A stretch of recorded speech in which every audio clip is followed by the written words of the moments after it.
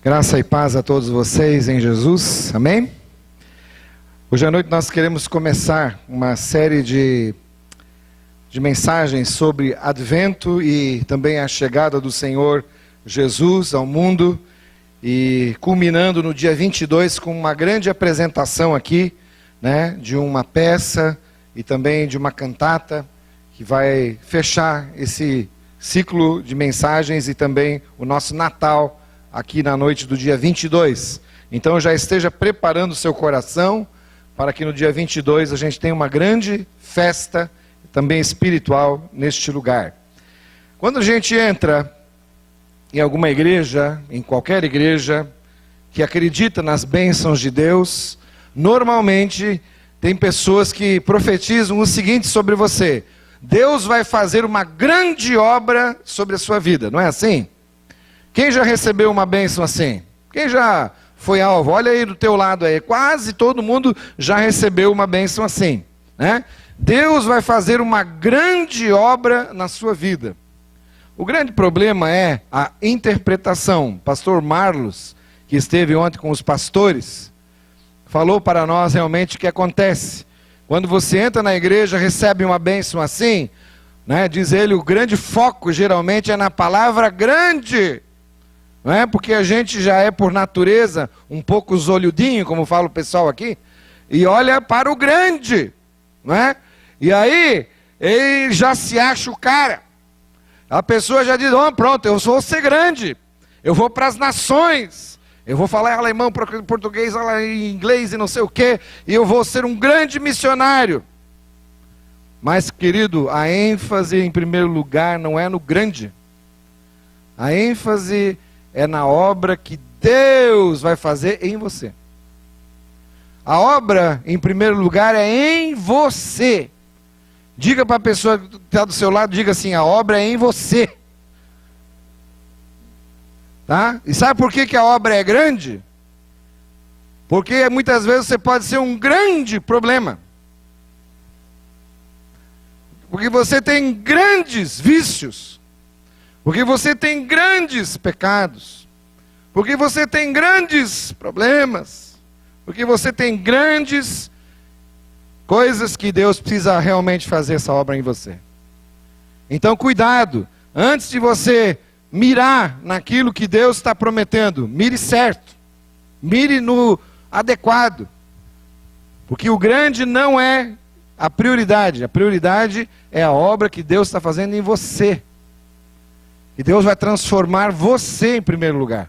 Deus vai moldar você. Deus vai começar a tirar os teus vícios, os teus problemas, para que você então seja capacitado para a obra que daí sim Deus vai fazer através de você. Mas em primeiro lugar, a obra é em você. Está entendendo? Então, muita gente que entrou nessa igreja ou em outras igrejas e recebeu uma profecia dessa ou recebeu essa palavra, cuidado onde você está olhando. Geralmente você está olhando para aquilo que o teu coração quer e não para aquilo que Deus quer fazer em você. Às vezes o nosso próprio engano espiritual nos leva a nos frustrar.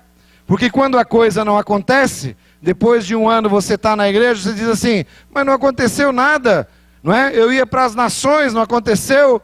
Eu acho que eu queria ficar rico, não aconteceu. Algumas coisas não aconteceram esse ano, não é? Se eu pudesse apagar 2013 da minha vida, muita gente deletaria, sim ou não? Muita gente deletaria 2013 e diria, foi um ano muito difícil. Mas o que a gente tem que aprender é que cada ano, cada coisa que Deus dá para a gente, é a obra que Ele está fazendo em você. Então não delete nada, tristeza, sofrimento, dificuldade, momentos de oração. Não delete nada, porque Deus continua fazendo essa grande obra em você e através de você. Amém? Pense nisso, porque hoje à noite nós vamos ver duas pessoas que foram objeto de uma grande obra de Deus neles. E a reação foi um pouquinho diferente. Vamos ver. Lucas capítulo 1, versículo 5 em diante, nos fala de um homem de Deus, um homem tremendo do Senhor. que recebeu também de um anjo uma profecia, não é profetada, não é? Porque às vezes a gente vai em algumas igrejas e recebe cada profetada, não é? E a Bíblia diz assim, ó, que a gente não deve acreditar em qualquer profecia. A gente deve ter um espírito para julgar a profecia, porque nem tudo vem de Deus. Vamos ver o que estava acontecendo aqui. Lucas capítulo 1, verso 5. No tempo de Herodes, o rei da Judéia, havia um sacerdote chamado Zacarias, lembre desse nome, Zacarias, que pertencia ao grupo sacerdotal de Abias. Isabel, a sua mulher, também era descendente de Arão. E ambos eram justos aos olhos do Senhor, obedecendo de modo irrepreensível os mandamentos e preceitos do Senhor. Mas eles não tinham filhos, porque Isabel era estéril, e ambos eram de idade avançada. E certa vez, estando de serviço o seu grupo, Zacarias estava servindo como sacerdote diante de Deus, e ele foi escolhido por sorteio, de acordo com o costume do sacerdócio, para entrar no santuário do Senhor e oferecer o incenso. Chegando a hora de oferecer o incenso, o povo estava orando lá de fora, e então um anjo do Senhor apareceu a Zacarias à direita do altar do incenso. E Zacarias o viu. Quando Zacarias o viu, perturbou-se e foi dominado pelo medo. Mas o anjo lhe disse: não tenha medo, Zacarias, a sua oração foi ouvida. Isabel, a sua mulher, lhe dará um filho, e você lhe dará o nome de João. Ele será motivo de prazer e de alegria para você, e muitos se alegrarão por causa do nascimento dele. Pois ele será, de novo a palavra aí, grande aos olhos do Senhor. E depois nós vamos falar da grandeza do João. Grande aos olhos do Senhor. Ele nunca tomará vinho, nem beberá bebida fermentada, será cheio do Espírito Santo desde antes do seu nascimento. E fará retornar muitos entre o povo de Israel ao Senhor, o seu Deus. Ele irá adiante do Senhor no espírito e no poder de Elias, para fazer voltar o coração dos pais aos seus filhos, e os desobedientes à sabedoria dos justos, para deixar um povo preparado para o Senhor. Amém? Senhor, nós estamos aqui diante dessa palavra, e nós cremos desde já que realmente o Senhor está fazendo obra no nosso coração. Nós somos um povo que está sendo operado, obrado, trabalhado constantemente, diariamente, pelo Espírito de Deus. E nós não queremos, ó Deus, tirar esse foco da nossa vida. Senhor, antes de sermos grandes nas nações, antes de sermos grandes e relevantes em qualquer lugar, o Senhor está trabalhando em nós, a fim de que estejamos afiados como um machado, capazes de realmente, ó Deus, enfrentar qualquer agrura, qualquer tempestade na nossa vida, qualquer doença, qualquer tribulação. O Senhor está capacitando você a ser um obreiro aprovado para Ele. Glória a Deus por isso, em nome de Jesus. Amém? Amém. Muito bem. A primeira coisa que a gente tem que ver aqui nesse texto, e depois também num outro texto que eu vou apontar, é que Lucas está fazendo um relato para um homem muito inteligente.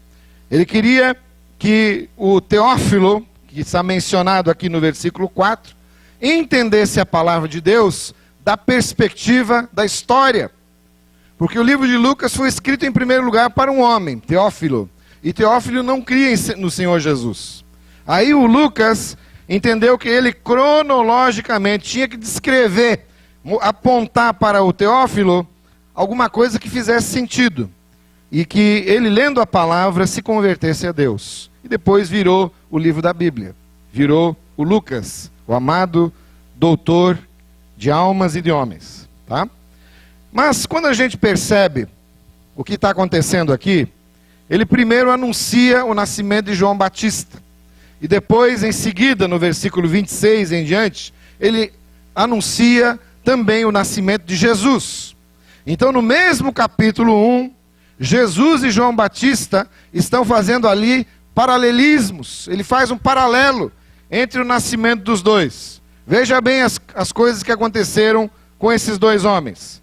Ambos foram anunciados pelo anjo Gabriel. Era um nascimento sobrenatural. Era alguma coisa espetacular. Ou seja, a soberania de Deus estava atuando sobre Jesus e sobre João Batista. Não eram pessoas quaisquer, eram pessoas escolhidas a dedo, pelo dedo do Senhor.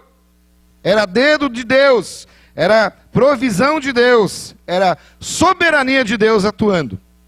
Em segundo lugar, nós vemos que ambos têm um nascimento miraculoso. O João Batista nasce de pais idosos, de uma mãe que não podia dar filhos. Jesus nasce, por outro lado, de uma jovem, virgem, diz a palavra, concebida pelo Espírito Santo. Isso aí precisa realmente de fé, e tem que realmente descer nos comentários que são feitos aqui pelo Lucas, para que nós tenhamos fé nesse nascimento miraculoso dos dois homens de Deus. Interessante também que nenhuma mãe dá nome aos seus filhos. Nem Jesus e nem João Batista são chamados, né? Os nomes deles são escolhidos pelas suas mães. Os nomes são escolhidos pelo anjo. Então já de novo há um caráter sobrenatural, porque o nome João significa o quê? Deus é gracioso. Diga, Deus é gracioso. E nós temos aqui o João, então Deus é gracioso, tá? Amém? E tem também Jesus, significa o Salvador. Jesus é o nosso Salvador. Mas aí, até aí tudo bem. Ele está fazendo uma comparação entre dois homens que vão mudar a história de Israel, vão mudar a história da humanidade.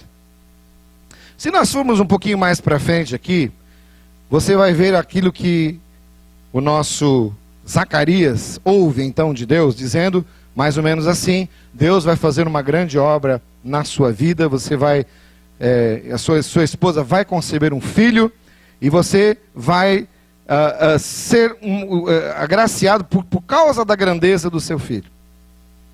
E eu coloquei essa frase de novo para você lembrar bem: nunca mire na palavra grande, porque na verdade quando o João foi anunciado como um grande homem de Deus, o que aconteceu é que no final da vida dele, ele morreu terrivelmente para Deus, para Jesus. A grandeza de João não residia, em primeiro lugar, de que centenas e milhares de pessoas se converteram. Não. A grandeza de João foi mostrar para Jesus e dizer: convém que ele cresça e que eu diminua. Gostei das crianças hoje aqui, não é? Quem não lê a Bíblia e não faz oração, diminuirá. Né? O João espontaneamente dizia: a grandeza minha consiste em que ele cresça e que eu diminua. Quanto mais o João diminuía, mais Jesus crescia. Essa é a grandeza de ter a obra do Senhor sendo feita na nossa vida. Quanto maior Jesus é em você, menor você vai ficando. Sabe por quê? Porque nenhum de nós é o cara. O cara é Jesus. Nenhum de vocês, nem mesmo eu, somos o cara. Porque o cara já tem um lugar. Esse cara é Jesus. E todos têm que apontar para ele.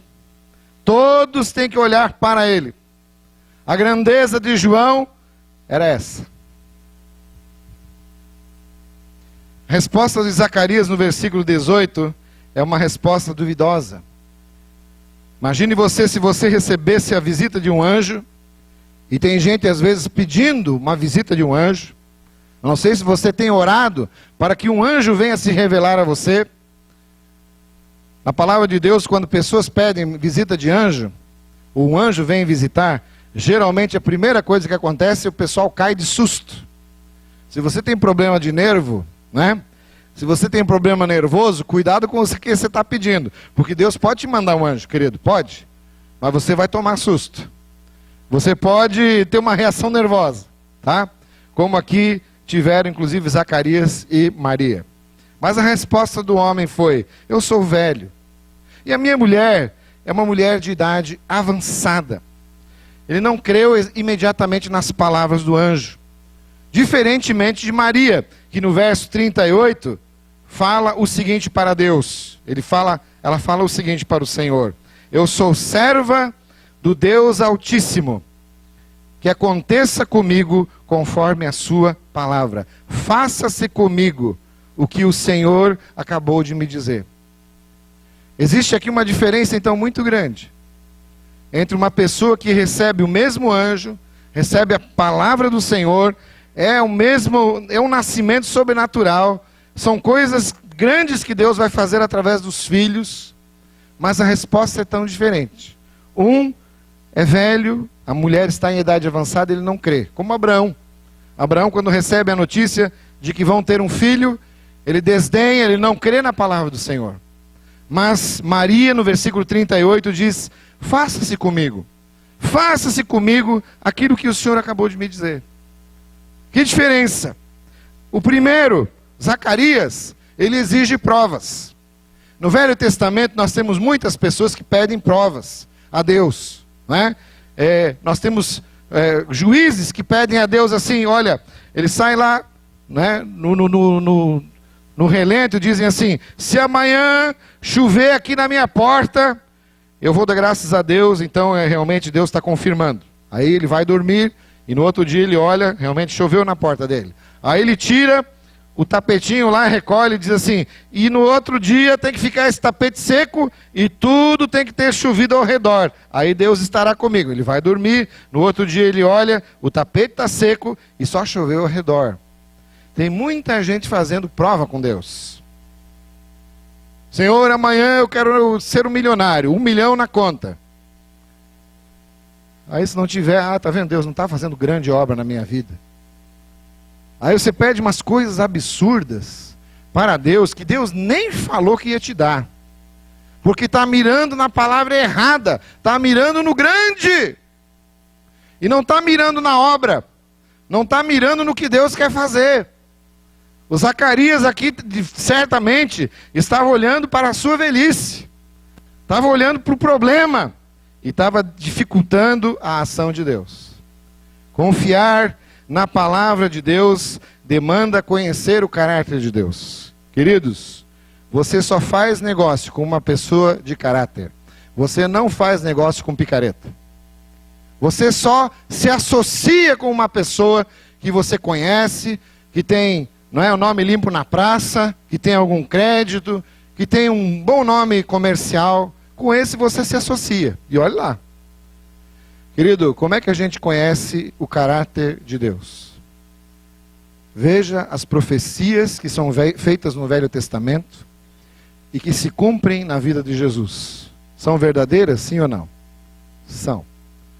Foram feitas profecias há mais de 1000 anos, antes de Jesus nascer. E elas se cumprem todas na vida do Senhor Jesus. Isso é caráter. Isso é caráter. Quando Deus promete para Elias que 3 anos e meio não vai chover sobre a terra, e ele cumpre a sua palavra, não choveu. E depois Elias ora de novo e pede a Deus e diz: olha, em 3 dias vai chover. E começa a chover de novo sobre a terra. Isso é caráter. Isso é capacidade de Deus de manter a sua palavra. E quando Deus fala para Zacarias e fala para Maria que ele está pronto para fazer uma grande obra nos filhos deles, um duvida, o outro recebe aquela palavra e pede algumas explicações. Maria, no entanto, sabia que nada era impossível para Deus. Por isso, meus queridos, antes de qualquer coisa, quando você recebe uma palavra do Senhor, confie no caráter de Deus. Se Ele vai fazer uma grande obra na sua vida, confie de que essa obra já começou lá na cruz do Calvário. E quando você aceitou Jesus na sua vida, essa obra começou também para você. Ele está continuamente fazendo isso, porque Ele quer aperfeiçoar os seus filhos, até que eles tenham o caráter de Deus completo na sua vida. Maria, ela não exigiu prova nenhuma. Ela não pediu ao anjo nenhuma coisa que não fosse algumas explicações. Então, quando você recebe uma profecia, quando você recebe uma palavra do Senhor, e você vai fazer algum teste, não peça em primeiro lugar evidências ou provas, peça explicações. Seja um pouco mais claro. Em nenhum lugar, quando Deus falava alguma palavra para os seus servos, e eles pediam explicação para Deus, em nenhum momento eles foram repreendidos por causa disso. Nenhum momento. O Zacarias foi. A Bíblia diz que ele ficou mudo porque exigiu provas. Ele pediu a Deus provas. Ficou mudo até receber realmente o nascimento de João. Agora a Maria não. A Maria pede explicação. Deixa eu entender melhor essa profecia. Fala para mim aqui o que é que está acontecendo. E mulher é diferente. Mulher, ela foca nos detalhes. Me dá alguns detalhes dessa profecia. E o anjo Gabriel não fez nada com Maria de diferente, deixou a sua vida seguir, porque na verdade ela estava exercendo o quê? Uma fé inteligente. Parece que fé e inteligência para algumas pessoas não dá certo, não é? Ou a pessoa tem que ser uma pessoa sem nenhuma inteligência para ter fé, ou então a pessoa que é inteligente não consegue ter fé. Mas eu vejo uma Maria que consegue conjugar a fé com a inteligência. Ela consegue conjugar aquilo que o anjo promete com aquilo que deu, com aquilo que a sua mente também julga necessário compreender. Porque Deus não dá nada para nós que nós não possamos entender. Ele dá a profecia e Ele também dá a inteligência para entendermos aquilo. Então, humildade e explicação sempre agradam a Deus. Amém? Você pode fazer isso, você deve fazer isso quando estiver buscando ao Senhor. Agora, será que Zacarias ficou mudo para sempre? Se você ler o relato aqui até o final, você vai ver que Zacarias era um homem temente a Deus, era um homem que buscava a Deus, um homem reto, um homem íntegro de coração. E a palavra diz que Zacarias, na verdade, nessa hora estava dando uma de Pedro, quando negou Jesus. Não era um crente acostumado a sempre duvidar e exigir provas para que, não é, Deus, daquilo que Deus está querendo fazer na sua vida ou na vida do seu filho. Zacarias é como Pedro, ocasionalmente ele pisa na bola, ele duvida, ele exige provas, ele quer ver. Ele é como Tomé, se eu não tocar no lado e nas feridas, não é Jesus falando. É um cara muito desconfiado, como muitos de vocês são. Desconfiados com as coisas de Deus. Mas graças a Deus que tanto para Zacarias quanto para Pedro, houve ainda arrependimento, houve fé, houve salvação dos dois. A palavra do Senhor nos diz que Zacarias é elogiado por Deus no versículo de número 6. Ambos eram justos aos olhos de Deus, obedecendo de modo irrepreensível a todos os mandamentos e preceitos do Senhor. Assim era Zacarias, assim era sua mulher Isabel. Então, ocasionalmente, nós podemos cair nessa coisa de pedir prova para o Senhor, mas podemos também mudar e nos arrepender, e Deus vai tirar então o problema da sua vida. Deus não nos rejeita por lapsos ocasionais. O problema é quando a gente começa a duvidar sempre, a exigir provas sempre, a querer torcer o braço de Deus sempre, a sempre colocar o dedo e dizer não é bem assim, Deus. E aí a gente não progride em obediência, a gente não progride na fé, a gente fica estagnado e ano após ano nós vamos ficando do mesmo jeito. Deus não rejeita os lapsos da nossa fé ocasional, mas Ele rejeita quando a gente para, empaca e não faz mais a vontade de Deus. Veja o versículo 64 agora comigo, aí nesse mesmo capítulo 1, que diz assim, 64. Vamos começar já com 62. Então fizeram sinais ao pai do menino para saber como queria que a criança se chamasse. E ele pediu uma tabuinha e para a admiração de todos, escreveu, Obrigado, querido. Escreveu nessa tabuinha o quê? O nome dele é João. E imediatamente a sua boca se abriu e a sua língua se soltou. Ele começou a falar, louvando a Deus. Foi um tempo de provação para Zacarias, porque exigiu provas de Deus.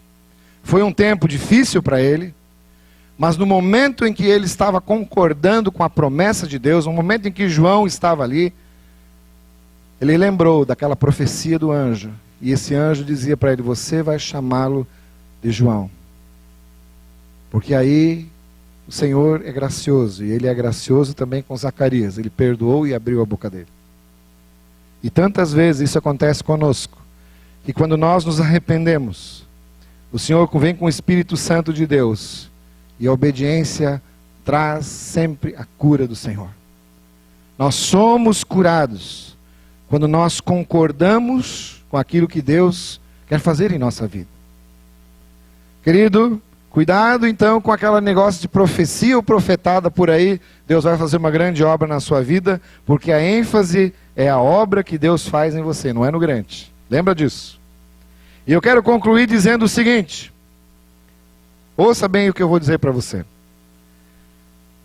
Se Jesus e João têm nascimentos muito similares, também o que chama a atenção nesses dois homens são os contrastes.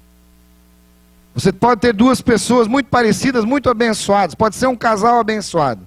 Mas se você olhar um pouquinho com lupa, assim, a vida dos dois, tem muito contraste. E se você vê Jesus e João, os seus ministérios, eles são ministérios contrastantes. O primeiro deles é porque João era um cara espartano no comer e no vestir. Tão espartano que ele comia mel e gafanhoto. Cara econômico, né? Um cara que não visitava shopping, um cara que não tinha grife nas suas roupas. Ele vai para o deserto, ele prega no deserto, a sua igreja é no deserto. As pessoas vêm até ele, são batizadas com uma mensagem muito simples: arrependei-vos e crede no Evangelho. Jesus, por outro lado, ele nasce nas cidades. Ele nasce em Belém, ele passa por Jerusalém, ele vai a Nazaré. Ele é um homem das cidades. Ele vai para Galiléia, ele visita Cafarnaum, ele visita Jope, ele visita Tiro, Sidom, ele visita várias cidades. Jesus é assim, é um homem urbano. Jesus é uma pessoa que sabe que a sua morte vai gerar vida para uma multidão de pessoas, para todos os que crerem. Mas a morte de João não gera salvação. A morte de João gera um término de um ministério profético. E a morte de Jesus gera o início de uma igreja abençoada. Então, de novo, se a gente vai ver, né, os contrastes da vida dos dois, nós vamos apontar vários contrastes aí. Segunda coisa, Deus sempre está preparando pessoas. Deus sempre está no controle das pessoas e levantando as pessoas. Mas não para ser o cara. Jesus simplesmente está levantando pessoas para que continuem como João, apontando para ele e dizendo: convém que ele cresça e que eu diminua. Porque esse lugar de primazia, esse lugar central, esse lugar já está tomado pelo Rei dos Reis, pelo Senhor dos Senhores. Ele é o centro da nossa pregação, ele é o centro para o qual convergem todas as coisas. Ele é o alfa e o ômega. Ele é o princípio e o fim. Eles quiseram matá-lo, eles quiseram colocar um túmulo, colocar o seu corpo num túmulo, mas a Bíblia diz que aquela pedra não o pôde conter, porque ele é o dono da vida, o dono da morte e da ressurreição. Ele é Jesus de Nazaré. Deus está no controle da nossa história. Assim como chegou o tempo certo, Gálatas 4, versículo 4, e chegando à plenitude dos tempos, Deus enviou o seu Filho, nascido de mulher, nascido de uma virgem. A plenitude dos tempos era aquele tempo em que havia uma dominação romana.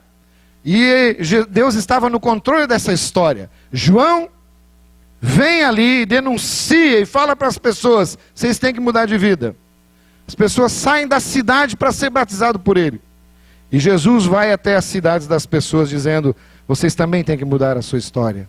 Deus está no controle. E Deus manda pessoas, tanto nas cidades como no campo, a anunciar a palavra do Evangelho. Nós vamos fazer isso em Urubici, daqui uns 14 dias, e eu convido a vocês a estarem conosco. Será uma viagem missionária da Igreja da Família Cristã para marcar a vida de 93 famílias, em nome de Jesus. Eu confio de que Deus está nos chamando para mudar alguma história de algumas famílias. Amém? Glória a Deus por isso. Outra questão aqui de conclusão. Peça a Deus explicação, mas não evidência. Você não precisa saber de tudo. Porque às vezes a gente só dá um passo e Deus aprova o que você está fazendo. E dá mais um passo pela fé, e aí coisas novas se abrem. E você dá mais um passo e Deus vai abrindo as portas na sua frente. Não precisa ficar tudo evidente. Não precisa ficar tudo claro. Querido, na medida em que você vai andando com o Senhor, as evidências vão se fazendo, não é? Na sua frente. Elas vão se materializando à sua frente. Outra conclusão. Nunca se desespere. Tem gente que pensa que por pedir evidências está fora do plano de Deus. Não, não é isso. O Zacarias, ele se arrependeu. O Zacarias voltou. Ele confiou nas promessas de Deus, na provisão de Deus. E a Bíblia diz que ele foi instantaneamente curado quando voltou a confiar na promessa do anjo. Amém? Não se desespere. Você não deixa de ser filho de Deus, não deixa de ser um abençoado de Deus, por duvidar às vezes. Não é isso. Gente boa duvidou na Bíblia. Já citei para você. Gente muito capacitada por Deus duvidou. Mas quando se arrependeu, recebeu de volta todas as promessas e a provisão de Deus. E finalmente, eu quero dizer a você uma coisa. Confie no Deus da Maria, que teve a seguinte revelação final. Quando o anjo Gabriel lhe disse, você vai gerar um filho, esse filho vai ser gerado pelo Espírito Santo em você. Isso não é uma profecia fácil. Eu acho que muitas mulheres aqui, ou a maioria, ficariam muito desconfiados de tudo isso. Mas ela disse, eu sei que nada é impossível para Deus. Nada é impossível para o meu Deus. Eu gostaria que você falasse comigo, nada é impossível para Deus. Agora mais alto, nada é impossível para o meu Deus. Glória ao Senhor Jesus. Queridos, uma coisa é você dizer assim, da boca para fora, nada é impossível para Deus. E a outra é dizer assim, se Deus tem uma grande obra, e essa obra começa em mim, então eu não posso ser o impossível para Deus. Eu não posso impossibilitar a obra de Deus que Ele quer fazer em mim. Amém? Porque às vezes você é o impossível. Aquele bem impossível mesmo para Deus, assim, aquele cara que diz, não. Resiste. Aí quando a gente fala assim no culto, né? Nada é impossível para Deus, querido. Faz assim, ó. O impossível é você. É você que trava as coisas. E às vezes Deus quer destravar a tua vida, destravar a tua caminhada. E Ele fala assim, então entrega-te de coração, de corpo e alma, para eu destravar a sua vida. Não seja você o impossível para Deus. Em inglês fica até melhor. Porque se você pegar o I e pegar o M e colocar um apóstrofo no meio do I e do M, fica assim, I am possible. Não seja impossible. Entendeu? Coloca ali, ó, um apóstrofozinho entre, né, I e M. O I do inglês é sempre I, né? É grandão, assim, o I grandão, né? A palavra é a mesma. Impossible, coloca um apóstrofo no meio, I am possible. Amém? Eu sou possível, porque eu deixo Deus trabalhar na minha vida. Mas tem muita gente que é impossible, impossível, porque não deixa Deus trabalhar na sua vida. Então não seja você o impossível, seja você tudo aquilo que Deus pode fazer através de você, possibilitando Ele a fazer a obra. Amém? Ela não queria ser impossível para Deus.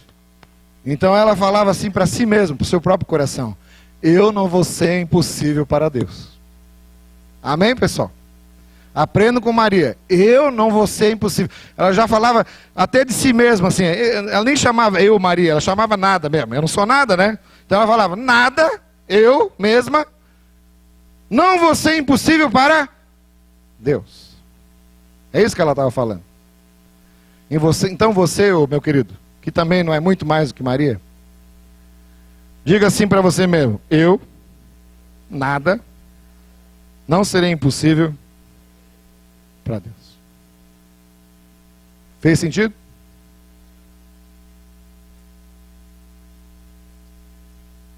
Oh, meu Deus, quantas vezes nós, os nada, travamos a nossa vida espiritual. Travamos, impossibilitamos as promessas, impossibilitamos as bênçãos, porque nos tornamos aqueles que impossibilitam o agir de Deus. E eu quero terminar hoje à noite chamando você, nesse primeiro advento do ano, a acreditar mais nas promessas de Deus para a sua vida.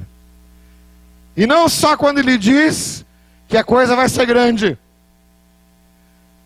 mas quando Ele diz para você obedecer, crer, confiar naquilo que Ele já prometeu em Jesus. Amém? Fique de pé em nome de Jesus. Eu quero orar por você hoje à noite. Talvez alguma pessoa veio hoje aqui, nessa noite, a contragosto. Veio meio arrastado para o culto. Veio meio assim, impossível mesmo. Veio mesmo assim, quase que desafiando Deus.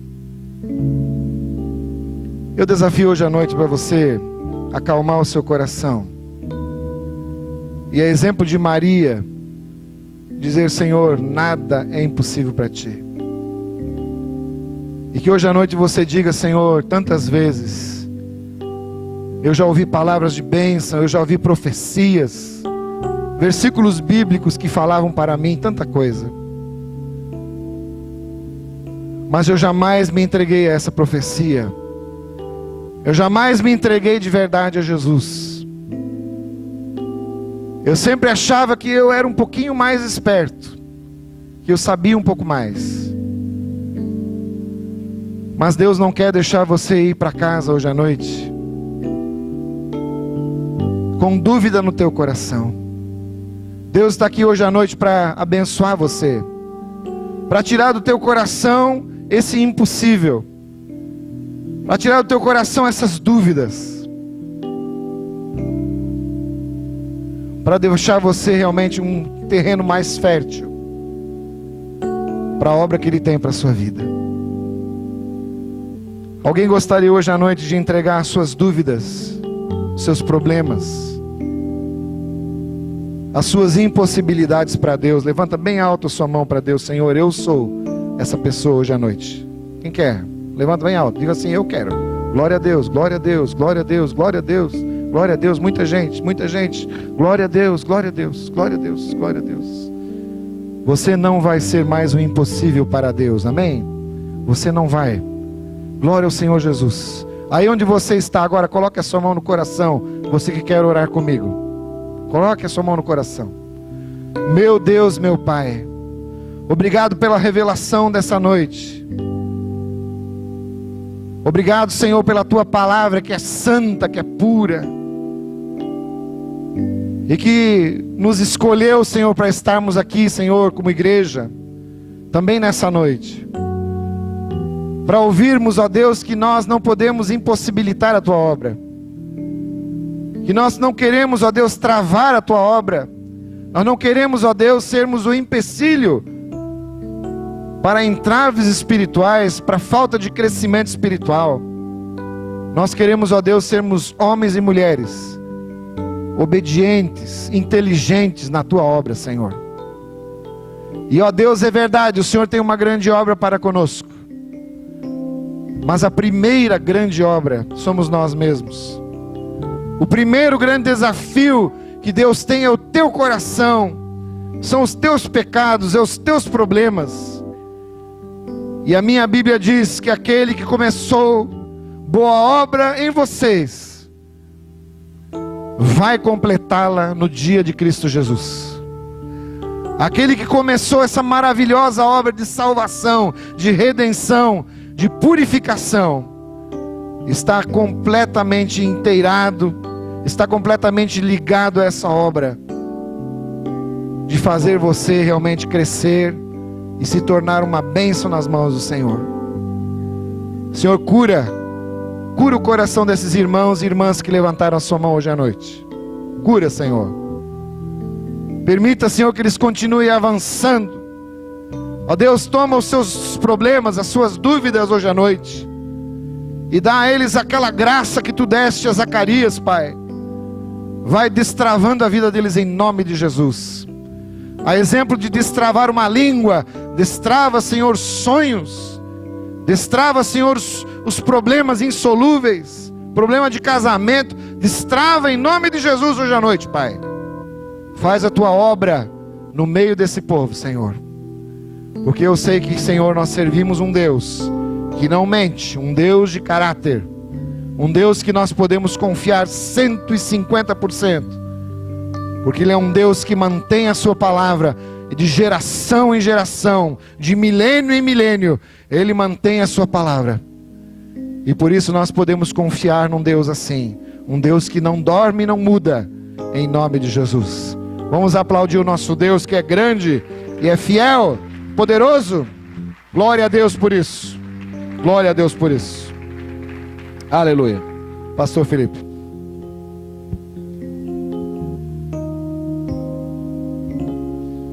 Esse é o nosso momento de celebração da ceia. Esse é um momento especial.